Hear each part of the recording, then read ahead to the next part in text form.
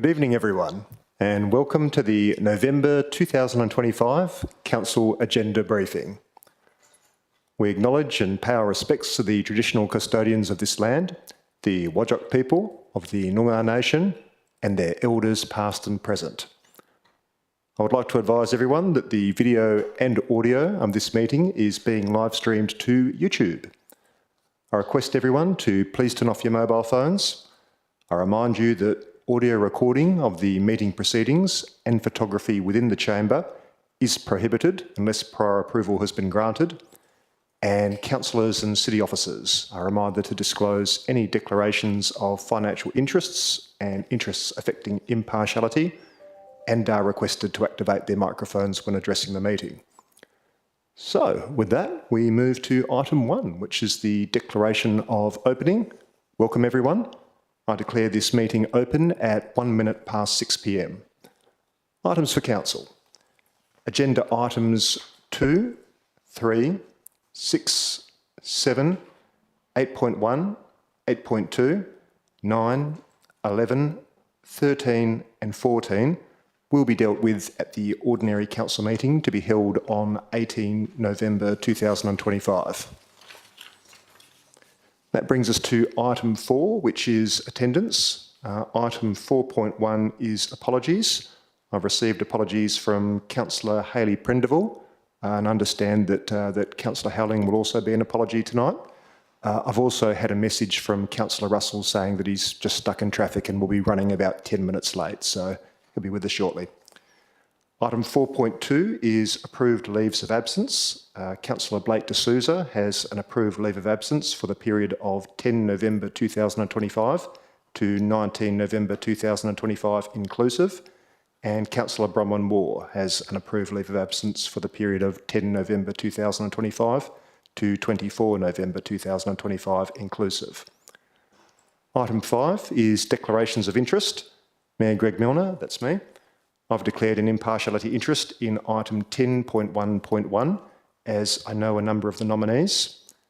Councillor Stephen Russell has also declared an impartiality interest in item 10.1.1 as a person on the candidate list is known to me. As a consequence, there may be a perception that my impartiality on the matter may be affected. I declare I will consider this matter on its merits and vote accordingly. Councillors, does anyone else have any interest that they wish to declare this evening? That's a no? Okay. In that case, we're moving on to item 8, which is presentations. Item 8.3 is deputations. That's nil. Item 10 is the draft November reports. And I'll now hand you over to the Acting Chief Executive Officer, Mr. Matthew Scott, to take you through the balance of the draft November reports. Mr. Scott. Item 10.1.1, City of South Perth 2026 Aspire Community Citizen of the Year Awards, nominations, assessments and recommendation. This report seeks Council's approval on the award recipients for the City of South Perth 2026 Aspire Community Citizen of the Year Awards. Thank you, Mr. Scott. And Councillor Russell, we're just up to item 10.1.1. Councillors, any questions for the administration on item 10.1.1? Nope. Next item, please, Mr. Scott. Item 10.3.1, Payment in lieu of parking plan, revisions to reasonable estimate of costs. This report presents an updated reasonable estimate of costs of the city to provide parking and other infrastructure in lieu of providing parking on the development site and deletion of parking sensors in payment in lieu of parking plan. It is recommended that Council approve the draft amended payment in lieu of parking plan. Thank you, Mr. Scott. Councillors, any questions? Councillor Lees. Through the Mayor, Mr. Mayor, I just had a quick question about the parking sensors. Why were they included before, and what are they actually? Is it technology that's used elsewhere? Who should I send that to, folks? Ms. Fry? Director Shaw will probably be able to answer the part of it. Sorry, what was the first part of the question? Oh, well, I just noted that they were included before, only a short while ago, so I'm just wondering around why the change of heart. I noticed that you said that the technology doesn't work. Has that only just come to light? And are they used elsewhere? No, so, yeah, we were having a lot of problems with them malfunctioning. They're kind of on the surface of the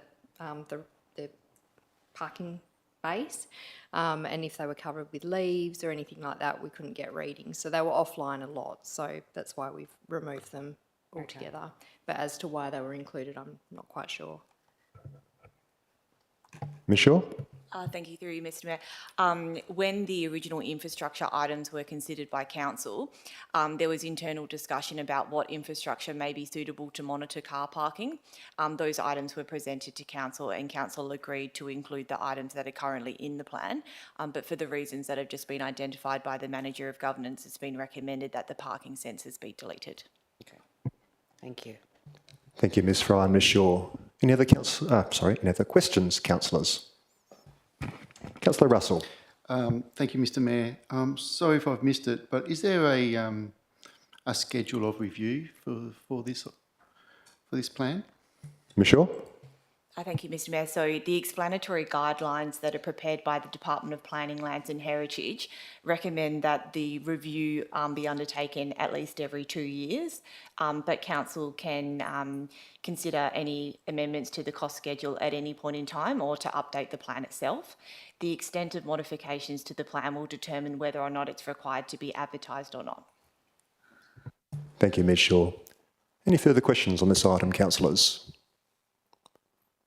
No. Next item, please, Mr Scott. Item 10.4.1, listing of payments, October 2025. This report presents to council a list of the accounts paid under delegated authority between 1st of October 2025 and the 31st of October 2025 for information. It also includes purchase card transactions between 1st of September 2025 to 30th of September 2025 in line with legislative requirements. Thank you, Mr Scott. Councillors, any questions? No. Next item, please, Mr Scott. Item 10.4.2, monthly financial statements, October 2025. The monthly financial statements are provided within attachments A to I, with high-level analysis contained in the comments of this report. Thank you, Mr Scott. Councillors, any questions? Councillor Rezon. Through you, Mr Mayor, to the administration. If we can just take you to page 36. It's attachment H, summary of cash investments.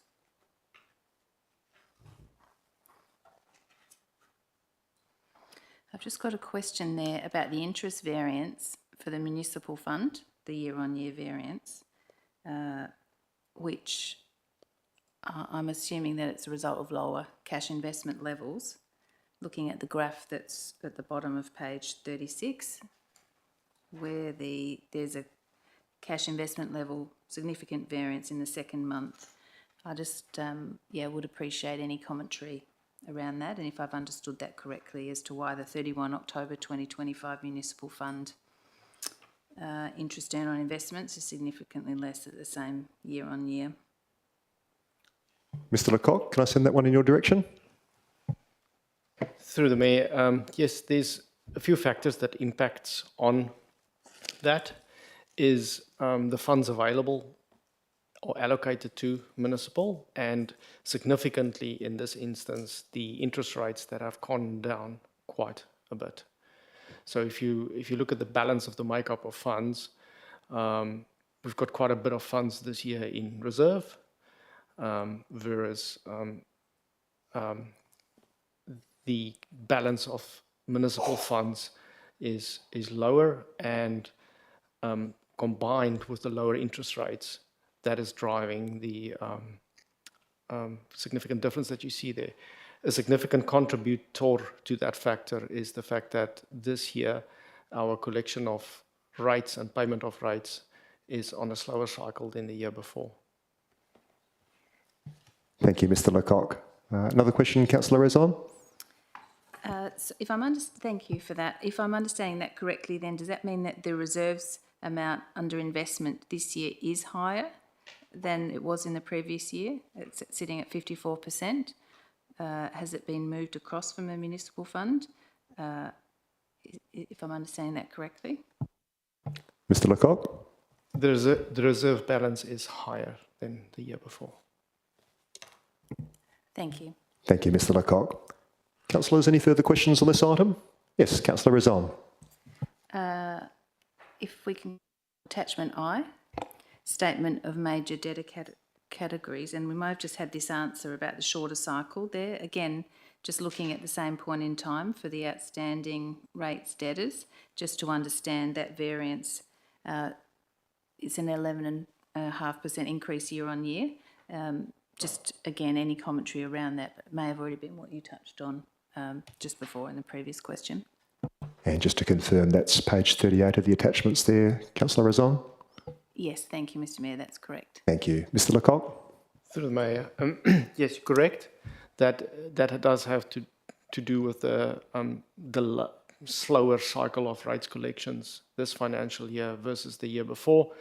In the prior year, i.e. by the 31st of October, we already collected the second installment from memory, whereas this year, the second installment is only falling due in the middle of November. Thank you. Thank you, Mr Lecoq. Councillors, any further questions? No. Next item, please, Mr Scott. Item 10.4.3, response to notice of motion, Councillor Bronwyn Ward, development of a volunteer code of conduct. This report provides a response to the notice of motion resolved by Council at its meeting held on the 26th of August 2025 titled Development of a Volunteer Code of Conduct and presents a draft volunteer code of conduct for Council's consideration. Thank you, Mr Scott. Councillors, any questions on this item? Councillor Razon. Oh. Councillor Razon, yes. Thank you, Mr Mayor. It's just a question through you. At the moment, the Employee Code of Conduct does apply expressly to volunteers as well. And I might have missed this somewhere as to what the treatment is going to be in that. If this Code of Conduct is adopted, what will be the treatment of the Employee Code of Conduct, which already does apply to volunteers? Through the chair, so if the code of conduct, the volunteer code of conduct is resolved by council, then the volunteer code of conduct will apply to volunteers, and it won't. The employee code of conduct won't apply to volunteers. So there will be an amendment to that. Thank you. And just one further question that might be helpful going forward, and happy for this to be taken on notice, is there a way that you measure the amount of time spent on the development of something like a code of conduct? So for future initiatives that the council might bring, we can understand the cost basis, to the community of bringing something new like this. Probably best if we take that on notice, but we can provide an estimate of how long it took to develop this, the volunteer code of conduct. Thank you. And if it's possible to include any external advice that you need to take, the costing around that would be helpful as well. We'll look at that, but yes, we'll take it on notice and get a response. Thank you. Thank you, Mr Scott. Councillor Lees, did you have a question? Yes, thank you, Mr Mayor. I was just wondering if I could have a summary of the key differences between this and what currently applies to volunteers under the employee code. Through the chair, there is no any major difference. The volunteer code of conduct is based on the employee code of conduct. It just simplifies language. So it does cover the same principles associated within the employee code of conduct. So nothing's going to change effectively? Effectively, no. Thank you. Any further questions, councillors? No. Okay. That finishes off item 10. Item 12 is motions of which previous notice has been given. That's nil for this evening. Item 15 is when we would ordinarily close the meeting to the public if there was any reason for us to do so, but there's not, so we won't. And that brings us to item 16, which is closure. So I'd like to thank everyone for their attendance and participation this evening. I declare the meeting closed at 6:14 p.m. Thank you all and good night.